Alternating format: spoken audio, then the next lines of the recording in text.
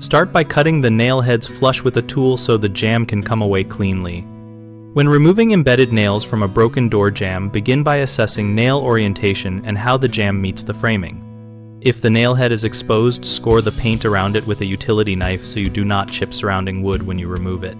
For manual removal, slide a flat pry bar under the head and lift while protecting the jamb with a thin wood shim to avoid splitting.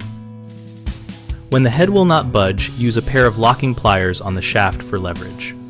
For nails driven through to the stud, a handheld hacksaw works well by cutting the shank near the wood and then prying the remaining shank out with pliers.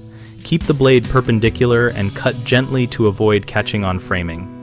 If you want faster work, use a reciprocating saw fitted with a metal cutting blade and cut flush to the jamb surface, but keep the shoe of the saw pressed firmly against the wood to control the blade and avoid cutting framing or the provay wallboard.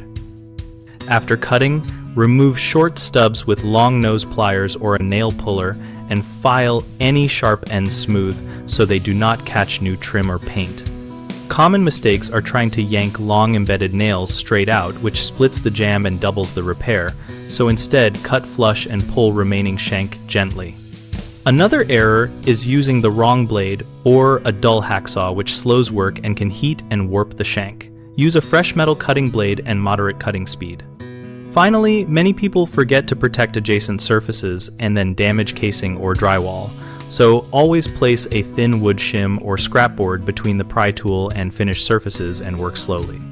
BigHomeProjects.com connects homeowners with local contractors by making it easy to post projects and browse professionals who respond.